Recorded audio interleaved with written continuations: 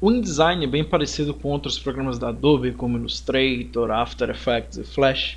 É um software que continua criando elementos de base vetorial, ou seja, todos os elementos que nascem direto do InDesign, sem serem importados, sem terem dependência de outros programas ou algo parecido, eles são objetos que podem ser recalculados a partir da mudança de posição e tamanho, certo? Sem interferir no seu aspecto visual. Isso fica evidente, pois no momento que você cria qualquer tipo de objeto, por exemplo, se eu pego um retângulo aqui pra gente, aqui no canto esquerdo, beleza? Então eu selecionei aqui com a Rectangle Tool, né? Peguei aqui um retângulo, você percebe que ele é formado, né, não só pelo seu preenchimento e borda, mas ele vai possuir também as tangentes que compõem o que seria o nosso vetor, tá? Levando em consideração isso, essa ideia dele ser vetorial ou não, o InDesign em si ele vai ter uma dependência direta de duas ferramentas-chave para estar manuseando todo tipo de objeto, que são essas duas ferramentas aqui que trabalham com a ferramenta de seleção, que é a Selection Tool, a ferramenta de seleção comum tal, que todos estão acostumados a trabalhar, e a ferramenta de seleção direta, que é a Direct Selection Tool, onde ela vai estar fazendo a seleção de elementos, né, componentes que compõem um objeto, como o aspecto dos pontos, dos vértices que compõem o vetor. Até então, vocês não vão trabalhar aqui, né, com a Direct Selection, pelo menos nessa aula. Todo o trabalho vai ser em cima da Selection Tool.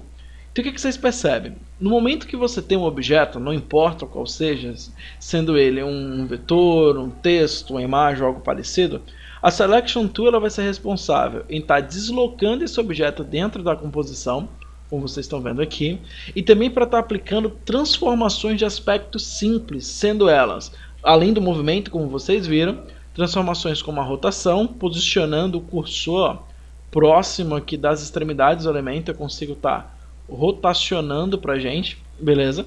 Como também edições voltadas para transformação em tamanho do elemento, que é a escala do objeto, aqui que fica evidente para a gente.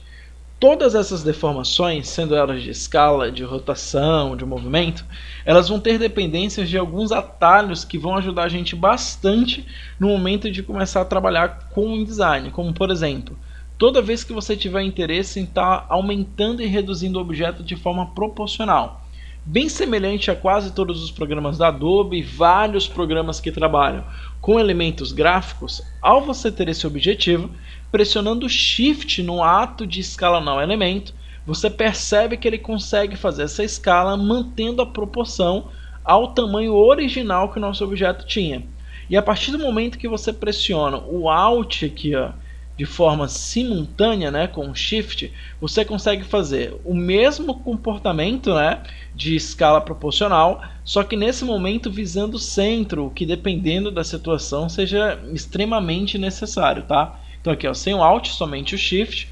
Com o Alt você já tem aí esse controle acontecendo da maneira mais tranquila, beleza?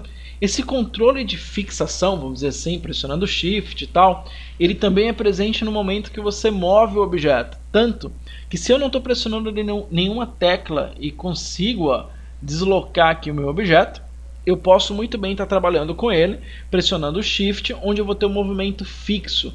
Na horizontal, lá você percebe que o InDesign ele tenta manter meu objeto o máximo alinhado possível horizontalmente, ou também verticalmente.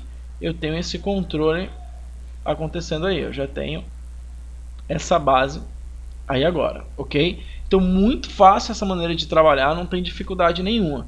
Como também, né, a mesma ideia que você precisa ter é que se por acaso você precisa estar duplicando o elemento, você pode muito bem fazer da forma tradicional ao sistema operacional, que é selecionando o meu objeto origem e pressionando o Ctrl C, certo? Então eu pressionei Ctrl C e logo após o Ctrl V, ele vai estar fazendo uma cópia do elemento aí pra gente, como também, certo? Pressionando o Alt, eu posso deslocar o objeto, tendo a certeza que ele vai ter uma cópia. Eu tenho essa certeza, até para vocês visualizarem, pois no momento que você tem o Alt pressionado e arrasta o elemento, você percebe, né, que aparece um segundo cursor para a gente. Esse segundo cursor, ele expõe que eu tenho agora esse objeto sendo manuseado e de dentro dele eu tenho a retirada de uma cópia idêntica, né? Essa é uma cópia idêntica, certo? Mas eu tenho aí a cópia do elemento acontecendo de uma forma mais tranquila. Então isso já ajuda bastante aí o trabalho de vocês também em relação a alguns controles, tá? Então é isso aí. É a ideia que vocês precisam já começar a ter, principalmente os usuários que não conhecem a ferramenta e não estão acostumados com o fluxo de trabalho Adobe, beleza? Então essa já é a maneira base aí para estar controlando esses elementos, certo? Então um abraço aí para vocês, eu vou estar finalizando essa parte, um manuseio simples de elemento.